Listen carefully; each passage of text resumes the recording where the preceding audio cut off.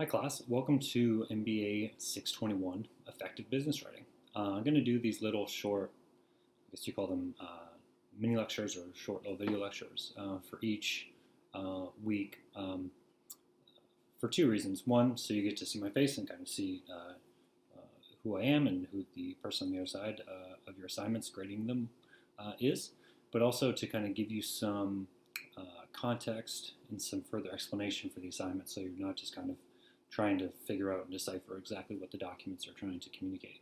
So if at any point you have any questions about anything I say in the video or want further explanation about something or didn't really catch what I said or wasn't really clear, you can either email me or actually comment on the video if that's easier, because I get a notification as soon as that happens as well.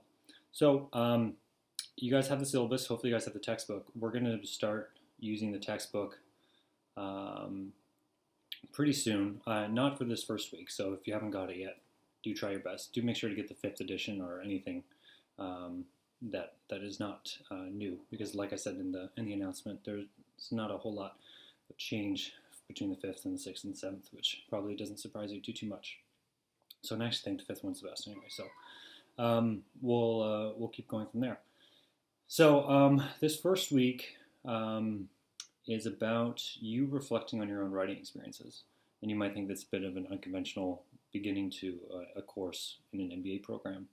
But I think if you are going to analyze the writing that I'm going to ask you to analyze in week 2, and then think critically about assignments 3, 4, and 5 associated with weeks 3, 4, and 5, and then beyond, I think it's important that you kind of take a brief little reflective inventory about what are your own perceptions about writing, what are your own experiences about writing, because inevitably those are shaping your attitude towards writing.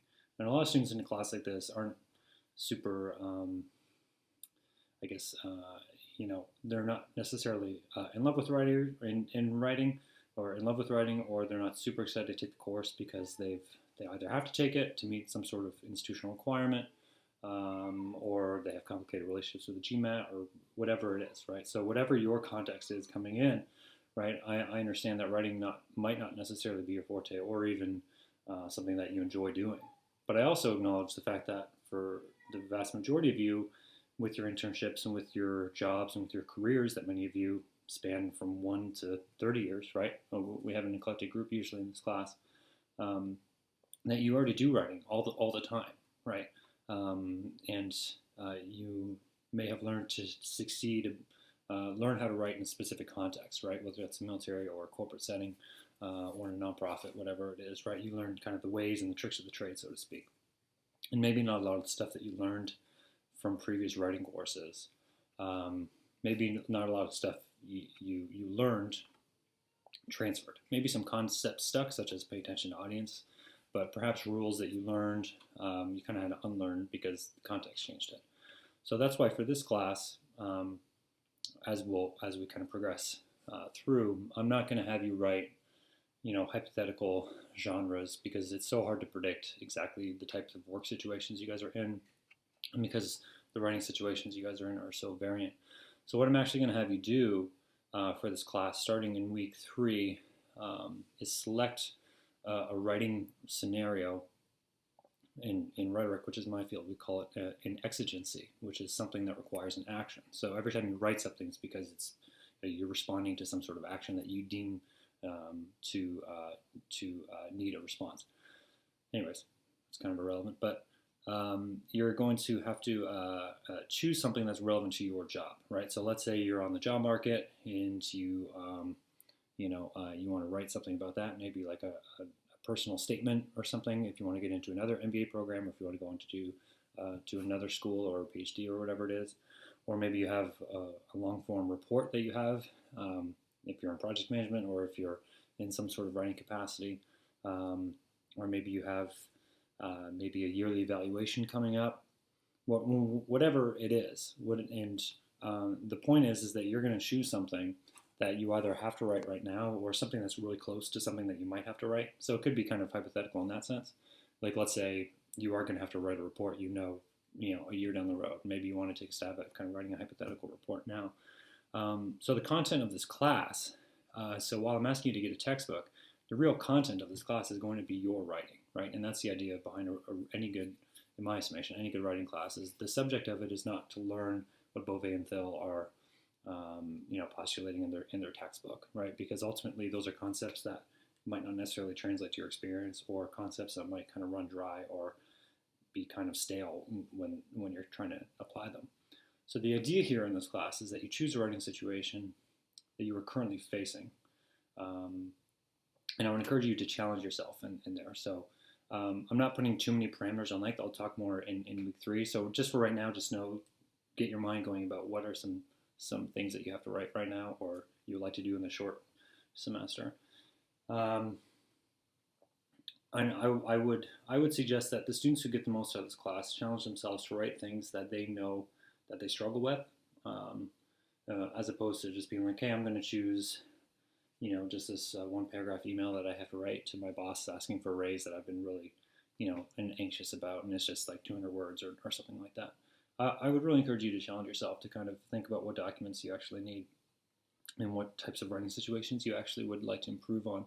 For most of you, you have such vast work experience that you know your strengths and your weaknesses as a writer, and you know what you need to work on. And I want this class, as short as it is, for you to at least be able to apply some of the theories that I'm going to be talking about and some of the ideas we're going to be covering in the textbook, so that you can kind of help and try to expand or kind of accentuate the writing skills that you already have. So that's kind of the frame of this class. I know students find that beneficial because they're actually writing something that is pertinent to their workplace, so the application of the theories are much more resonant because you're asked to do so in that context. So circling back, that's why in week 1 I'm having you guys reflect, because we all have various attitudes towards writing. Some of you are kind of skeptical, fearful, anxious, right, towards writing from whatever experiences you have, or some of you have a very positive view of writing and you're actually pretty excited to take this class and to challenge yourself and to improve. So you guys are kind of probably all over the map in terms of what you guys are thinking going into a writing class. Maybe it's bringing forth, again, all this anxiety that you had in previous writing classes in high school or first-year composition, or if you're an international student coming, learning English as a second or third or fourth language. So we all kind of have these different experiences with writing. And week 1 is just really an opportunity for you to reflect on that. And for you to take stock or take inventory of how those experiences and perceptions are currently influencing your own writing. Because if you guys are in your MBA program, then you guys are clearly motivated to improve yourself professionally, maybe even personally. So I'm assuming that you guys, that's kind of my starting point. I assume that you guys want to do that with your writing as well. And as I state in the syllabus, it's kind of taking personal responsibility for your own writing at this point in your lives is pretty much the only way it's going to improve. So taking stock of kind of what your strengths or weaknesses are, connecting it back to maybe some experiences you've had, could be helpful for you to kind of just dig through and kind of reflect on where you are coming into this class, and kind of be able to kind of come in more fully cognizant of your own experiences. So some of you might find it helpful, some of you might not.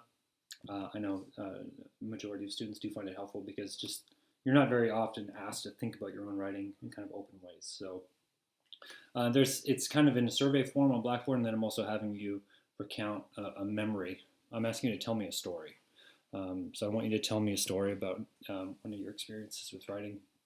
It could be in your childhood, it could be in high school, it could be in college, well, whatever it is, right?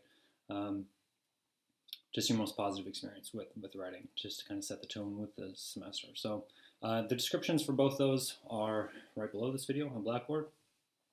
And that's pretty much it. This 5% of your grade, this first one, I don't want to apply any stringent formatting guidelines. You can format it however you want. I'm not going to look at spelling or grammar or paragraph development or anything like that. I just want you to reflect and just to share and write. You can almost write it like journalistically. Or you can write it as professionally as you want. I mean, it's whatever you're most comfortable with.